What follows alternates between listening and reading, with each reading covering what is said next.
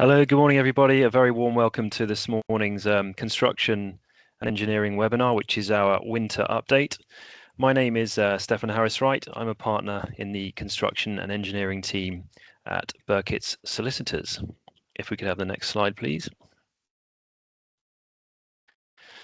So I am joined this morning by three of my colleagues from the construction team. I've got Patrick Cooney, George Elliman, and also Sarah Prior as part of our panel. If we could have the next slide, please.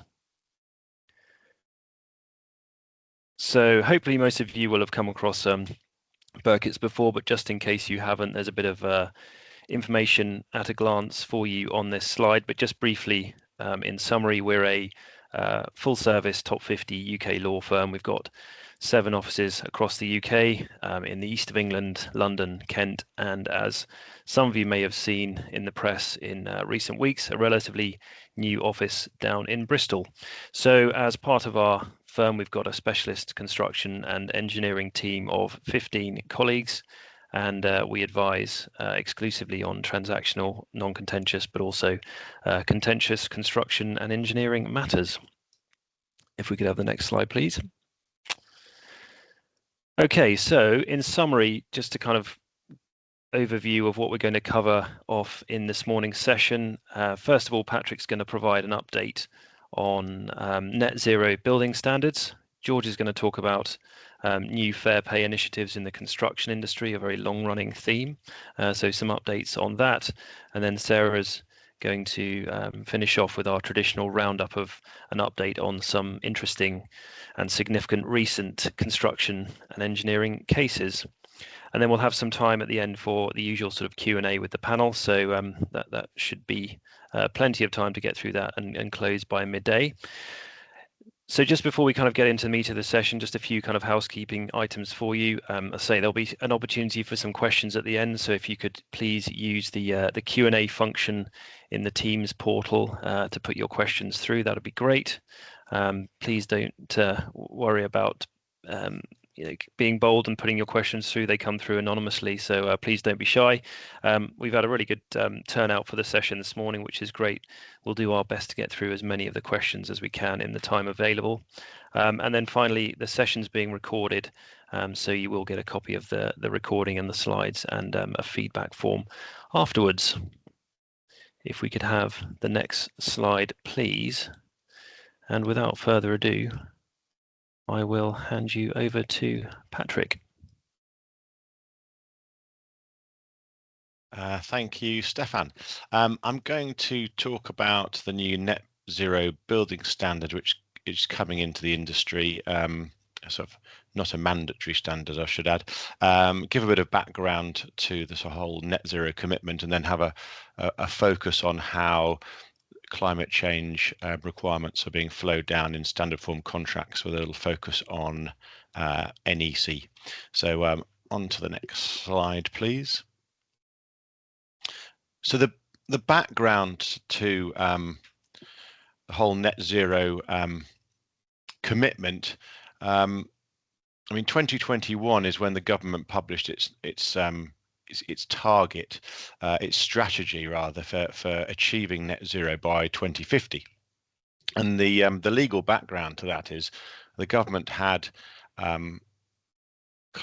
obligations, commitments as regards carbon reduction under the Climate Change Act, and then further more stringent requirements under the Paris Agreement, which it signed in 2016, which was an international treaty on climate change. You might have heard reference to the 1.5 degrees commitment. That's the goal of limiting the rise in the Earth's temperature to no more than 1.5 degrees as compared to pre-industrial levels. That 1.5 degrees, that comes from the Paris Agreement, so much more stringent requirements. So having published its strategy for achieving net zero, a challenge was brought in 2022, a High Court challenge by environmental groups such as Friends of the Earth, and others, and they said that the government strategy was inadequate, and the High Court agreed with them, and the judgment said this commitment is never going to be achieved without some more defined objectives and specific steps being set out. So that led in 2023 to a publication called Powering Up Britain, which had two broad parts to it, which I've put on the slide there, the Energy Security Plan and the Net Zero Growth Plan. If we could move on to the next slide.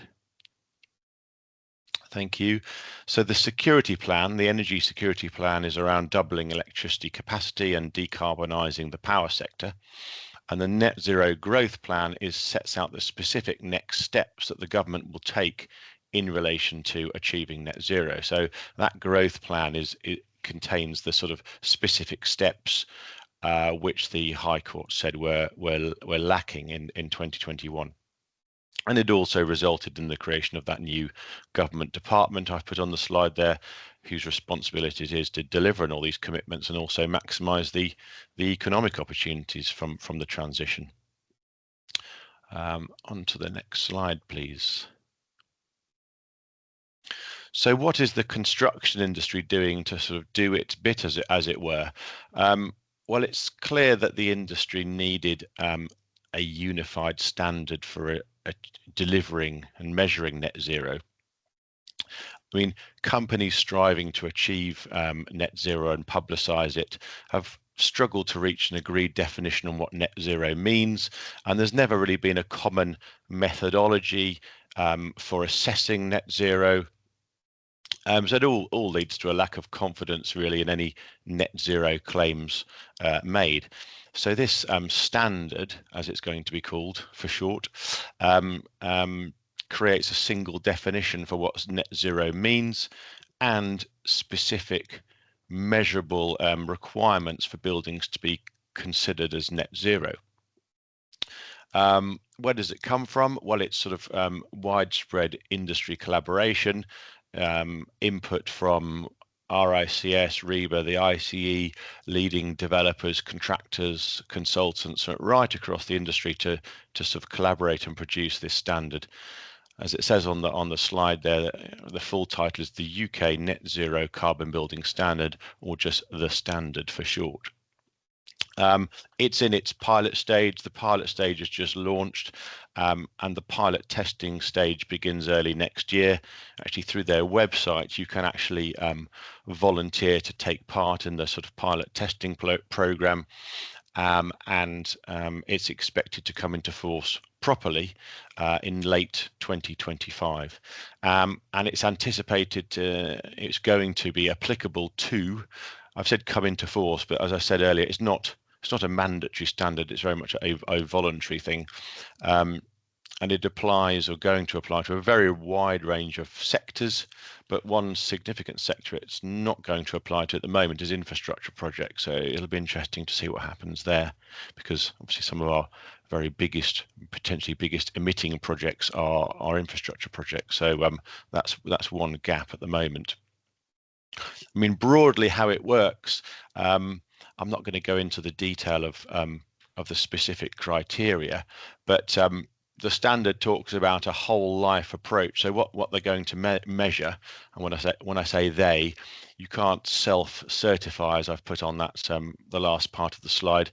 The intention is that the measurement of the criteria of the outputs will be carried out by a third party, and it's going to take into account the whole life cycle of a building. So all the carbon emitted during the sort of operational phase of the building. So that's the construction, retrofit, decommissioning of a building, and all of the what's called the operational carbon. So any carbon emission whilst the building is occupied. So heating, cooling, ventilation, lighting, just during its use effectively. And it's going to capture 12 months of data. So the building needs to have been built and occupied for 12 months and assessed against the relevant criteria. And if you pass, if you pass the verification, then the building can be declared as publicly declared as compliant. So for the first time, the industry has created a singular definition and a set of unified measurement principles for achieving and publicising that a building is net zero. On the contractual side, as we move towards 2025 and it coming into a force fully, I'm expecting to see in contracts at least objectives to meet the standard, and perhaps specific contractual obligations to meet it, and you can expect it to form part of tender processes as well, and perhaps be scored as to whether you achieve that standard. Okay, let's have a look at a slightly different angle on climate change and specific contracts. If we could move on to the next slide. So the NEC deals with climate change quite specifically. It's got an option X29, so one of its optional X clauses, with three broad requirements. You've got the climate change requirements, climate change plan, and then the separate concept of a performance table. So if we move on to the next slide, we can have a look at those in turn. So the climate change requirements are the employer's requirements, effectively, to use a non-NEC term. They are what the contractor needs to achieve, and they form part of the scope. And as they're part of the scope, if they're not met, these requirements, then that will be a defect under the NEC terminology, which must be corrected. And what sort of things could the climate change requirements cover? Well, it's sort of open, but the guidance notes give some quite good examples of what they could cover: levels of recycling, use of renewable power on site, use of electric vehicles on site, reducing waste generation, designs which reduce carbon emissions, that sort of thing. But I think one point to note from a practical perspective is, when you're drafting the climate change requirements, make sure that they are clear and measurable and achievable, not too vague. Otherwise it's going to be very difficult to assess whether they've been achieved or not, and whether they really do constitute a defect. Equally, you don't want to fall too far on the other side of the line and make them so onerous that they're going to deter bidders. So let's have a look at the next slide and look at the separate concept of the climate change plan. So if the CCRs are the specific requirements themselves, the climate change plan is like the contractor's statement of intent. It really sets out the contractor's strategy for achieving the climate change requirements. Unlike the CCRs, it's not part of the scope, this plan, so there's no sanction specifically for not complying with the climate change plan. But as we saw in the last slide, the requirements themselves are part of the scope. So if you don't comply with your strategy for achieving the climate change requirements, you may well not achieve the requirements themselves, and therefore you'll be in breach, by hook or by crook. So there is sort of teeth ultimately. And then if we move on to the last slide, there's a separate concept in the NEC of the performance table within X29. So this is a sort of separate incentivization mechanism. So specific performance targets that you can set with sort of positive, or in line with more NEC sort of methodology and approach, positive sort of carrot type approach for achieving performance targets. But equally, you could set negative incentives against those targets, and those incentives can be anything, but in practice they are often financial. It's worth noting that if there are negative incentives attached to sort of not hitting climate change performance targets, they are an excluded matter under X18, so they'll be outside the scope of a liability cap, unless you choose to amend that, of course. So the targets are, the performance targets in the table are different to the climate change requirements. They're specific targets with the contractors being incentivized to achieve, with specific sort of incentives attached to them for not achieving them, but they're not a defect in the same way. It's just a separate incentivization mechanism. And again, the guidance notes are quite good in terms of recommending how they're drafted. And with all performance sort of incentives, it's important to make sure that they're capable of being objectively measured. Avoid phrases like "to the employer's reasonable satisfaction."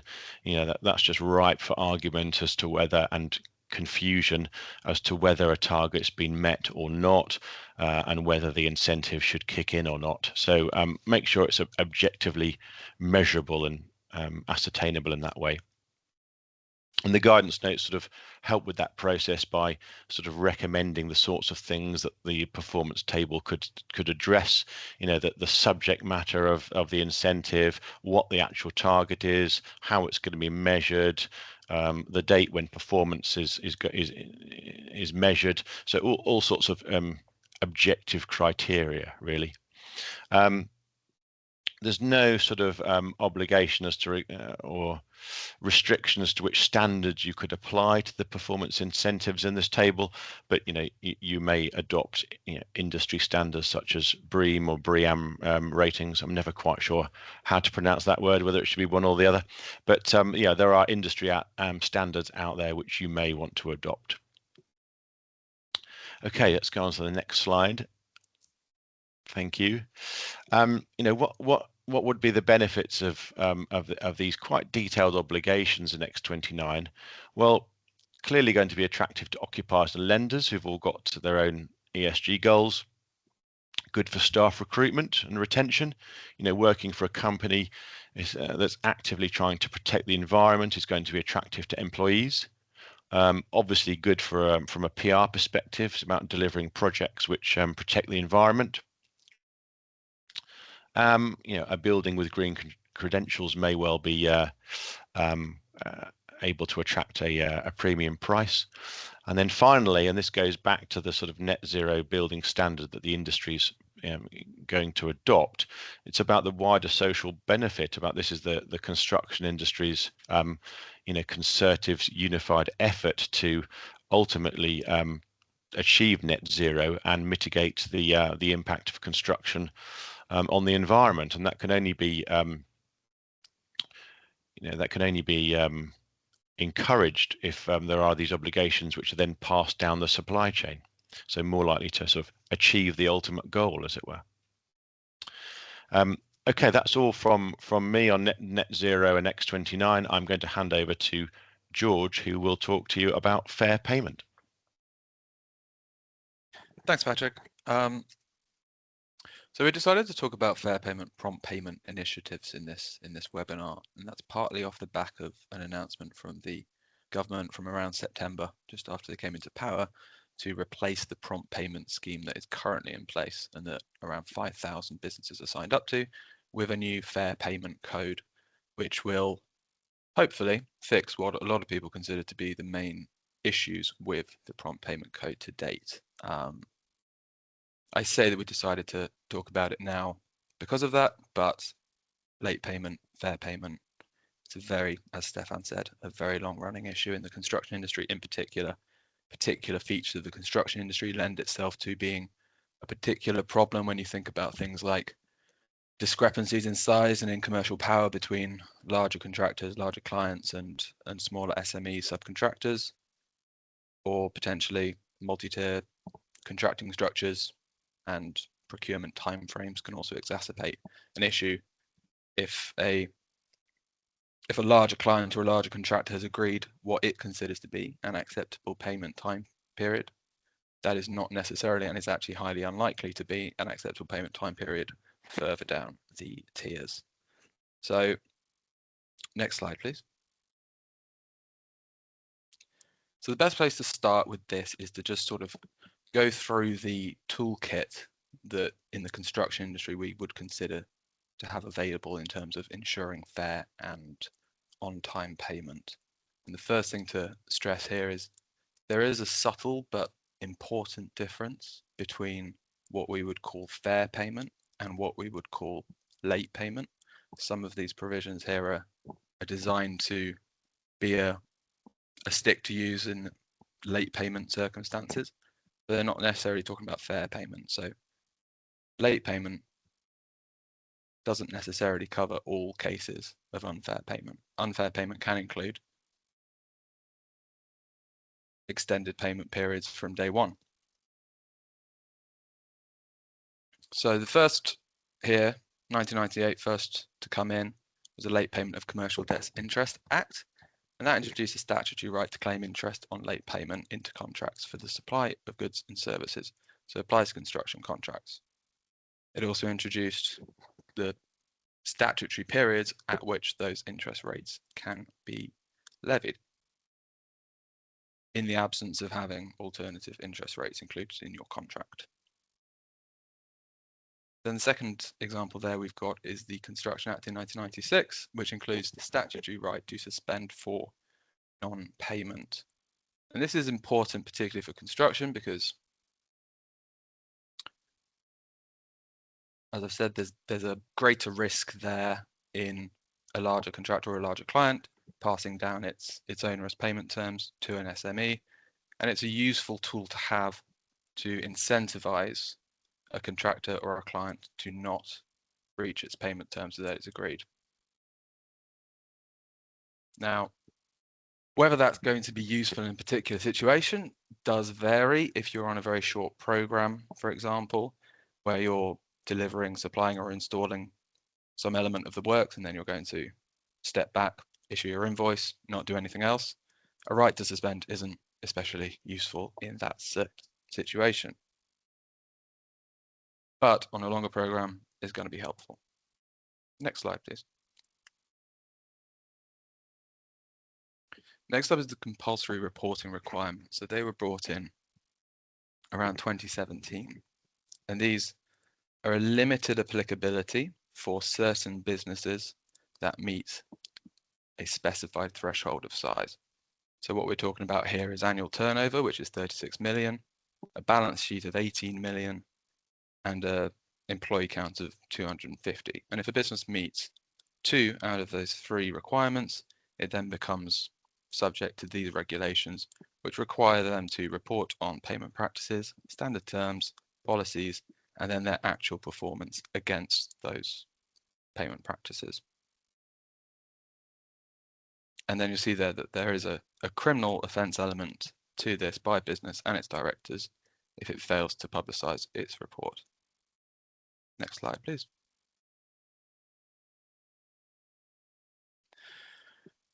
For all of those examples, the important thing to stress is that they are all generally tools we may use in circumstances of late payment. And as I said, there's a distinction there between what's late payment and what's fair payment. Fair payment should also cover what is the contractual arrangement we're starting out at. All late payment is unfair payment, but not all unfair payment is late payment, effectively. And the Prompt Payment Code was introduced in 2008 to set the minimum standards and the overarching ethos for what is a fair payment. It has around 5,000 signatories at the moment. And generally, I think, a force for good. If you look at the average payment timeframes in the construction industry since 2008, they have come down. That is the direction of travel. Whether it's been the core reason behind that, slightly more up in the air, but I think the movement is good. There is still an issue, and that's borne out by the fact that in construction industry in particular, I think the latest data we have of a full year is from 2022, which said 52% of businesses have been subject to a late payment in the last three months. In construction industry, that's up to 64%. So there is still an issue there, even if the direction of travel is good. So the Prompt Payment Code was brought in 2008, set the minimum standards, and got good take-up. You'll see it very regularly now in documents like development agreements or building contracts, where it becomes a requirement for a party to be a signatory to the Prompt Payment Code. It was reformed in 2021, which introduced some new requirements and introduced a slightly more small business favored layered system. So where previously there was no distinction between small businesses and everyone else, there was now a requirement to pay 95% of invoices within 60 days and 95% of invoices from small businesses, i.e. under 50 employees, to pay within 30 days. It also brought in some new reporting requirements. So previous slide, we had that reporting requirement covering larger businesses. Signatories to the code now also need to meet certain reporting requirements. It also introduced some business leadership, so financial directors, managing directors accountability in signing the code, getting buy-in from the highest levels of a company. In terms of enforcement of the code, this is one of the areas where I think most criticism has come in. So we have this suspension and removal facility that the Prompt Payment Code Compliance Board can exercise for failing to meet the requirements. How potent that has actually been in practice is not clear. There's certainly a discrepancy when you look at that 64% figure of people who have been subject to late payments. The number of late payments reported, some on-the-ground reports of the kind of payment clauses that are making their way into building contracts. And then you look at the number of suspensions from the prompt payment code, and you suspect that maybe there are certain practices that aren't filtering through for whatever reason, and that can be down to sort of the commercial power of certain parties in a construction project, that it is not in the interests of an SME to kick up a fuss or report or effectively risk a flow of work for taking that step. Next slide, please. So what we have, and this is what was announced at the end of September, but is still awaiting full particulars and detail of exactly what it's going to include. But the government's announced the new Fair Payment Code is going to be introduced before the end of 2024. So coming right around the corner. It's going to replace the Prompt Payment Code, but it will build on many of the features that were brought in. So when we think about the 2021 reforms, more director accountability, more reporting requirements, the move to 30-day terms for certain companies, that's all features we would expect to see brought in or continued or strengthened in the new Fair Payment Code. And the main reason for bringing it in is to address some of the more structural issues with the Prompt Payment Code that have come out from stakeholder engagement, and they generally go towards accountability, enforcement, and the tendency towards lip service. So by those, I think we're looking at accountability. It's voluntary. Can the mandatory requirements be expanded? Who would we expect those to be expanded to? Is it likely that we're going to see the Fair Payment Code being mandatory for all public sector bodies? I think it probably is.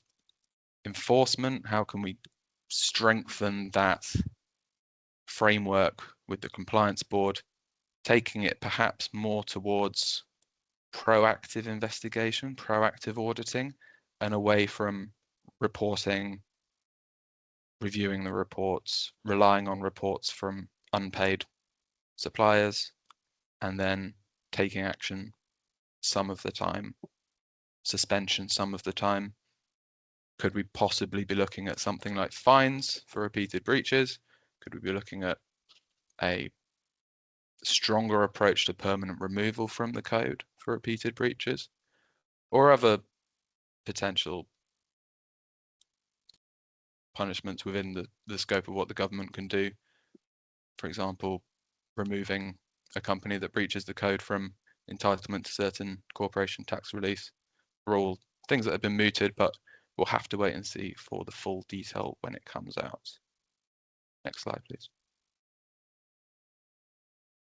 This is one of the more novel parts of the Fair Payment Code that we know will be introduced. This is this award system that effectively sets out 3 different levels of attainment within the code, depending on your payment practices. So you'll see bronze there, we have 95% of suppliers paid within 60 days, Silver, 95% paid within 30 days, remaining within 60 days. And gold, 95% of suppliers paid within 30 days. And this is interesting because this introduces a little bit more, I suppose, gamification or competition to the fair payment code in comparison to the prompt payment code. There's certainly a hope there that it's going to encourage businesses to seek that gold standard for PR reasons as well as work-winning reasons. I would fully expect a gold requirement here, or at least a silver requirement, to be a feature of tender questionnaires. Public sector projects may well be stipulated to meet a certain level within here. And I think it really comes down to which of these are going to be the norm. I strongly suspect there's going to be some policy in there that means bronze cannot be the norm. Naturally, everyone's going to flow towards wanting to achieve the highest level. The other thing worth mentioning here is that bronze level, 95% of suppliers paid within 60 days, is actually a lower standard than the prompt payment code as of the 2021 reforms.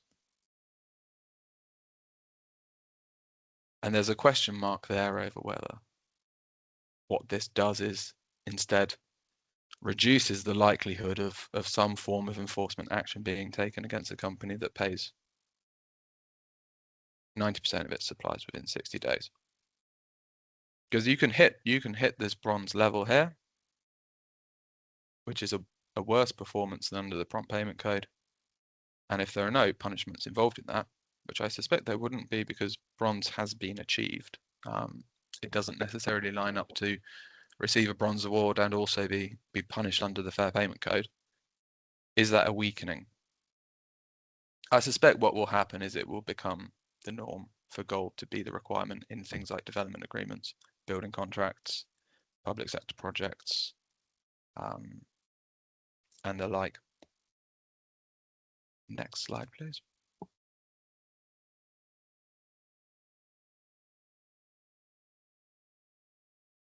So this covers slightly what discussed just before.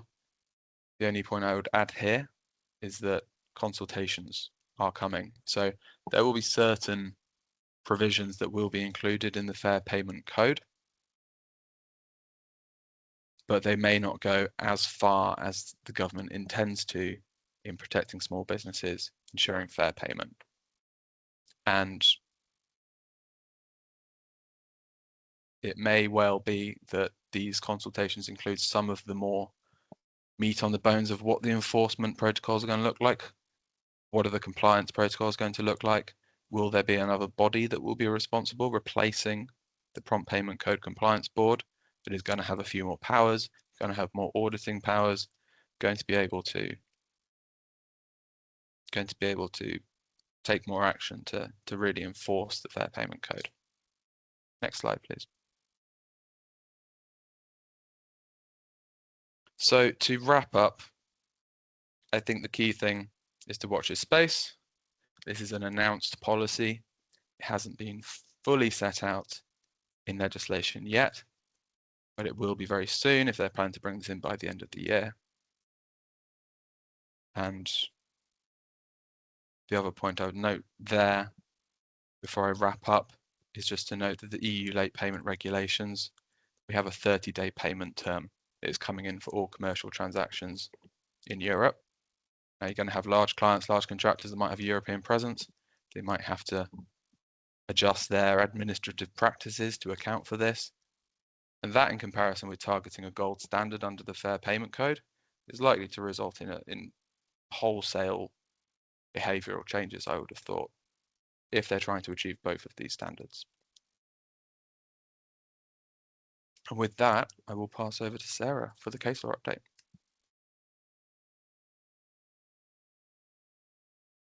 Thank you, George. Good morning, all. Today, I'll be discussing some of the recent case law decided in the last few months. Next slide, please.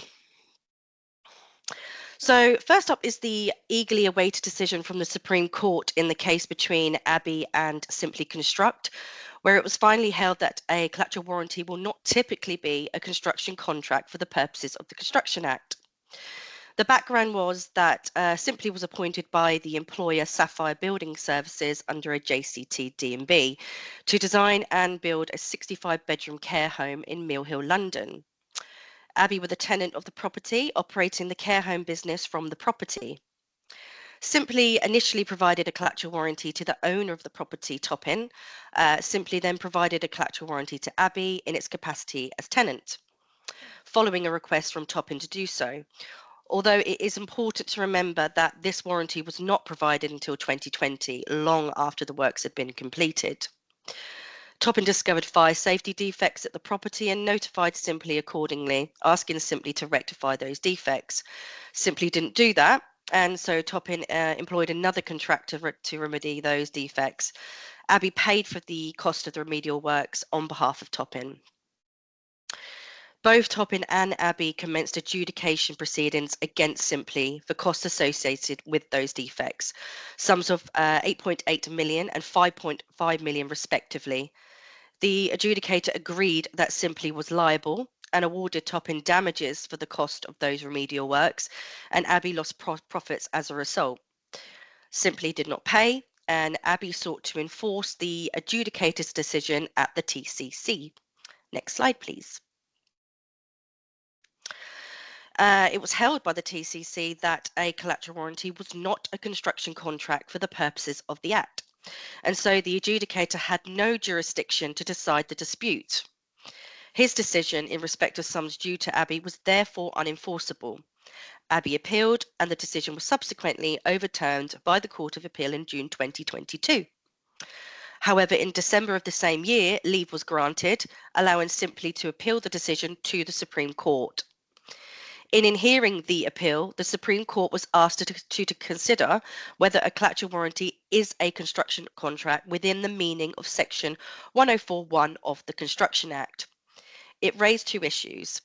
One being the statutory interpretation, like what is the meaning of an agreement for the carrying out of construction operations for the purposes of the Act, and two, the contractual interpretation, whether the actual collateral warranty issued to Abbey was an agreement for the carrying out of construction operations.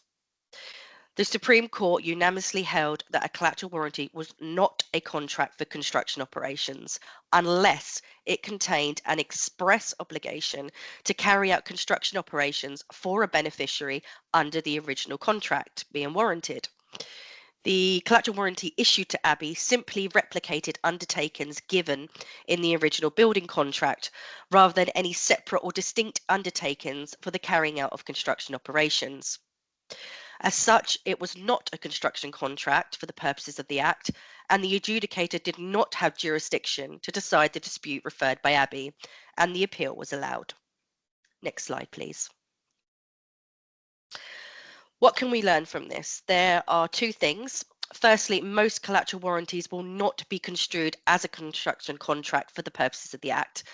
And if a dispute does arise, any claim under that warranty, it will need to be resolved through the courts, which could be both costly and timely.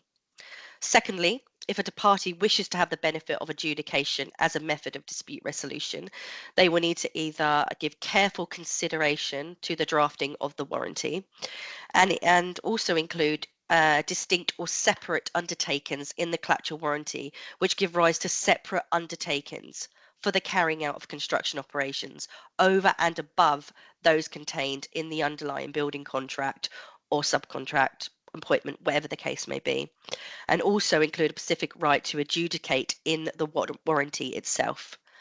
Next slide, please. So next up is a Scottish case of ATG versus Ogilvy Construction, where Ogilvy employed ATG as a subby for some groundworks package at New Mills Road, Dalkeith, for the development of 50 homes and a 40-bed care facility. ATG submitted an application for payment for a sum of just over 1 million, which Ogilvy failed to respond to. ATV subsequently referred a dispute to adjudication after Ogilvy failed to pay the sum applied for. Next slide, please. The adjudicator was asked to decide if ATG had submitted a valid application for payment. The subcontract required that the parties serve all notices by first-class recorded delivery to the address stated within the subcontract. However, it was agreed at a further pre-contract meeting between the parties that payment applications could be sent by email to Ogilvy at 2 specified email addresses. This particular application for payment was sent to a different email address, although to Ogilvy. Whilst Ogilvy did not argue that the application had not been received, they did argue that it had been invalidly served, as it was not in accordance with subcontract requirements. The adjudicator disagreed and held that ATG's payment application had been validly served. And in making this decision, the adjudicator relied on the decision in Jalby Property versus Interiors Group Limited, a 2016 case. This case provided authority for the principle that applications served other than in accordance with the provisions of the contract are still valid, where the parties had adopted a course of conduct which treated them as such. Because Ogilvy had not issued a payment notice, nor had they issued a valid pay less notice, the final date for payment had passed without full and proper payment in respect of that application. Ogilvy was ordered to pay the application in full within 7 days of the adjudication decision. Next slide, please. So Ogilvy failed to pay the sum, and ATG commenced enforcement proceeding to recover the sum due. In defending the application, Ogilvy argued that the decision of the adjudicator was wrong.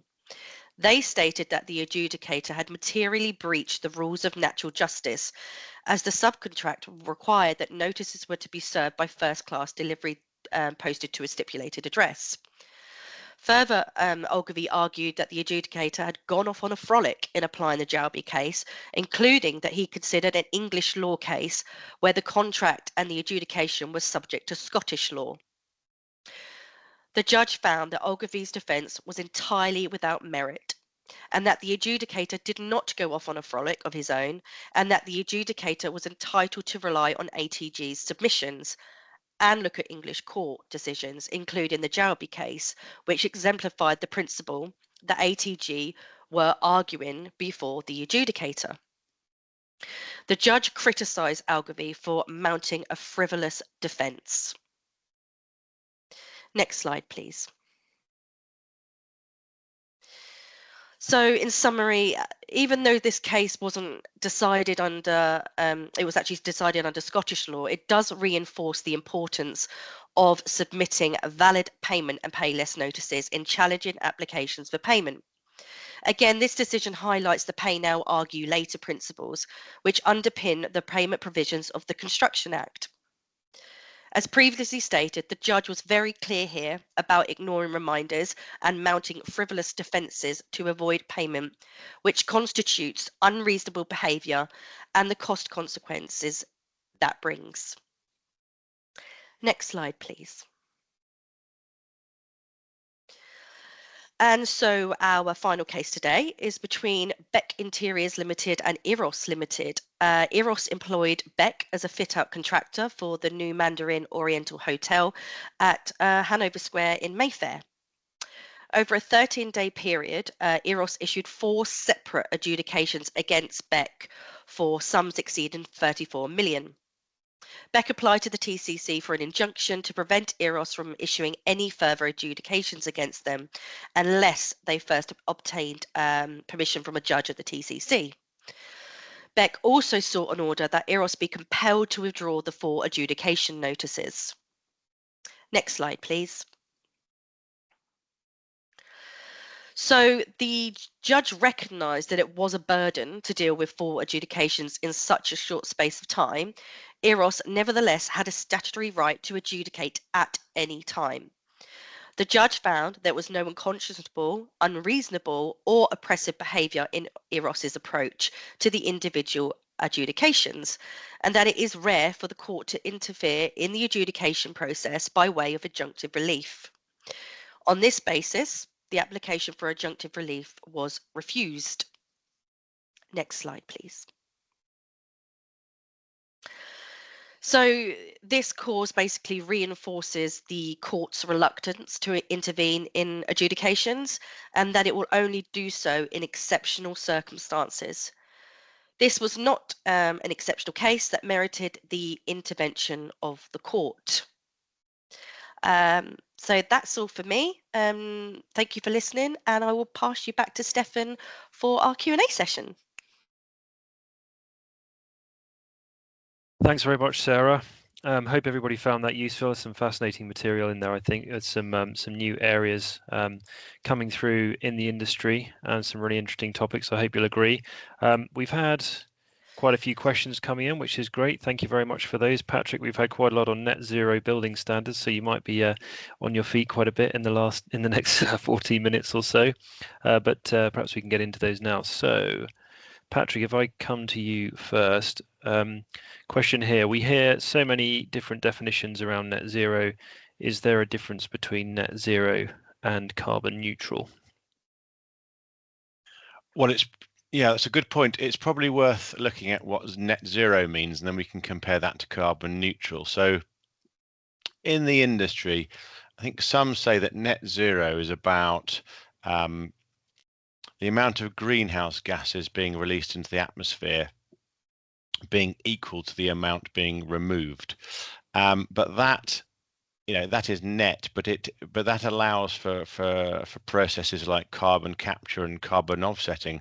So on that definition, you can still be emitting potentially very large amounts of CO2 into the atmosphere with your processes, but you are, offsetting them in different ways. For example, investing in reforestation and in other parts of the world, which are absorbing those gases. So that sort of definition allows for CO2 emission on a large scale effectively.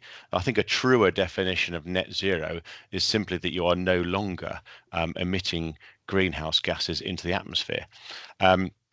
So compare that to carbon neutral. I think the reference to neutral in that phrase would suggest it allows for offsetting in the same way. So not truly net zero. And the other point about carbon neutral is it's only focusing on carbon. So we do hear mainly about carbon in the context of net zero, because carbon is responsible for about 80% of the greenhouse gases emitted as part of industrial processes, but it's only one of the greenhouse gases. There are others. Methane is one, nitrous oxide is another. So, but yeah, carbon is the focus for obvious reasons, but there are others. So I think there is a subtle difference between the two in that sense. Good stuff. Thank you, Patrick. George, I'll come to you next. Question here around the consultation, which is what new legislation is likely to come out of the consultation?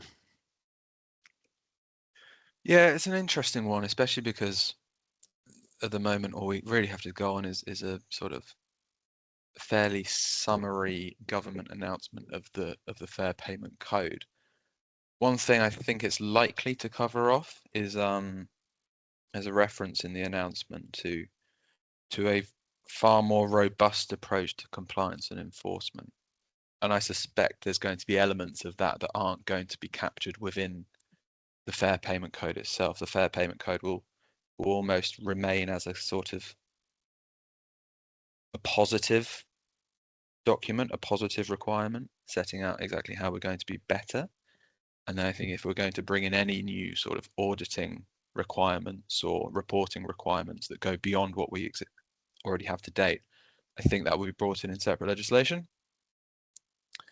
The other thing I think would be really interesting to see if it covers is a bit more empowerment for small businesses to actually raise these concerns directly. I think there's a feeling, and it potentially actually flows down to a lot of that toolkit I mentioned in my talk around the options available.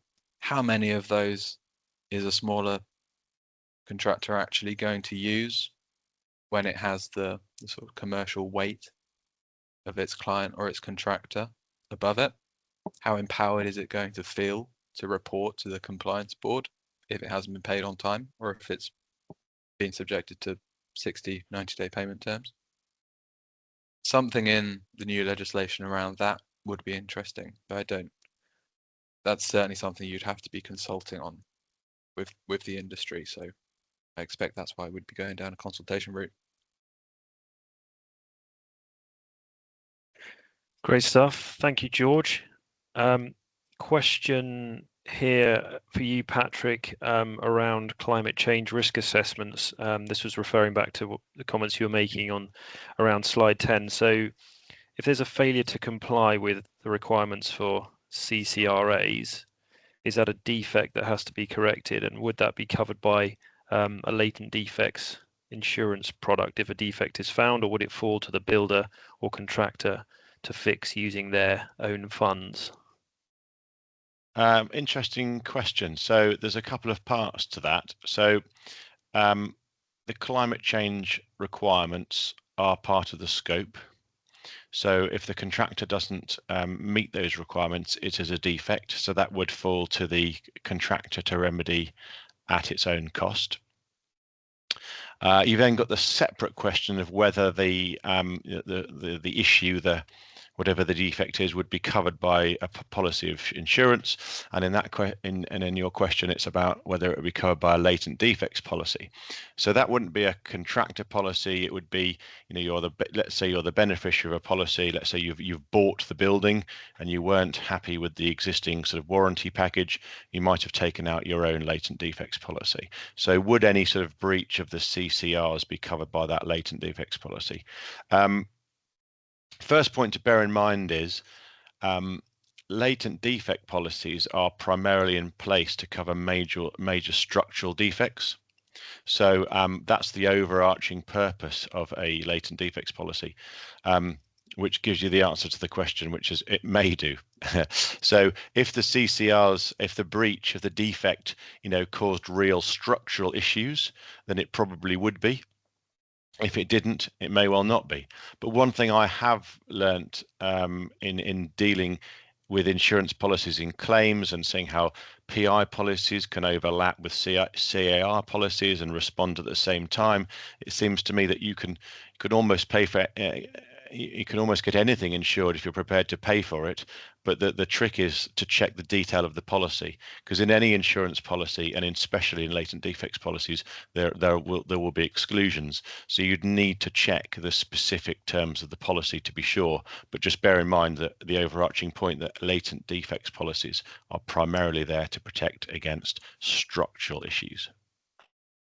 Good stuff. Thanks, Patrick. Yeah, as with so much that's insurance related, the devil's often in the detail, isn't it? But thank you for your reply there. Still with you, Patrick. Question on NEC, which is, has the industry actually grappled with NEC for ECC option X29? Are there any published examples available, or is it all down to the clients in-house or external consultants to originate these required bespoke insertions into the contract, essentially? Yeah, well, in my experience, the industry is beginning to grapple with it. They are quite new, but clients of ours are embracing the CCRs. As to whether there are published examples, not to my knowledge, but I'm not sure how that would work, because climate change requirements are very client specific in terms of what's important to you as a client. They're also project specific in terms of what works for that particular project. So they're quite bespoke in that sense. So I'm not sure that we'd see too many examples of sort of template examples, as it were. That said, we do have some more institutional clients, sort of public sector bodies, who do have sort of some standard requirements. So you do see it a bit, but I think generally they're the sort of things which are going to be quite client and project specific. So I wouldn't expect to see too many published examples. I think they do require, to answer your question, thought and consideration from client and external consultants as to what you want to measure and what's important to you. Okay, good stuff. Thanks, Patrick. Still with you, I'm afraid. More on net zero. So question here around this sort of contrast of approaches between JCT and NEC to this subject. Someone mentioning it's interesting to see how NEC is addressing the climate change issues and asking whether JCT has anything similar. Yes, well, I only talked about NEC. The JCT does have sustainability clauses, but in comparison to what we looked at in the NEC context, they're much more light touch. The new suite, the JCT 24, has a couple of clauses around sustainability, but they're quite sort of vague in comparison.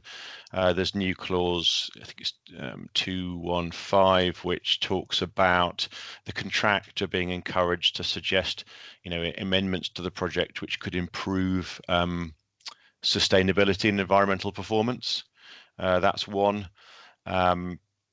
And there's another clause where the contractor, if requested by the employer, must provide information regarding the environmental impact on the use of materials or goods being used in the project. But that's it really. I mean, nowhere near as layered or detailed as the NEC processes. And actually, I say that they're from the JCT 2024. They're not actually new at all. They're new in the sense that they now appear in the main clauses in the JCT, but those same clauses were in the 2016 edition. They were just tucked away in the supplemental conditions. So not really new at all. But yeah, so there are, but nowhere near the level of detail. Great stuff. All right, thanks, Patrick. Last one for you, and then we'll probably draw things to a close. Question around nuclear. So is nuclear considered to be a clean energy source in the context of the things you've been talking about? Interesting question. So the production of energy through nuclear processes produces almost zero carbon dioxide and almost zero greenhouse gases. So in that sense, I think you have to consider it as a clean energy source. I mean, bodies such as Greenpeace would obviously disagree with that, because that is only true if you do not have an accident, and we're still suffering the effects of Chernobyl and Fukushima. I mean, we haven't had a nuclear sort of incident close to home, but in terms of if you assume that there is no accident, the processes themselves are clean. Yes. Very good. All right. Thanks, Patrick. I'll let you have a rest now. Thank you. Great stuff. All right. Well, thank you, everyone. That's just about all we've got time for. I hope you found this morning's session useful and informative. When the session ends, things will draw to a close, and in the next few days, you will receive a copy of the slides and a copy of the recording, and there'll also be a link to provide us with any feedback on the session. If you have a few moments to fill out the feedback form, we'd be very grateful. Always useful to hear your views on these sessions, and also in particular whether you are, whether there's any particular things you'd like to hear from us about on future sessions. On that subject, looking ahead, we're kind of in the process of finalising the dates for our 2025 webinar series, and details of those will be published soon.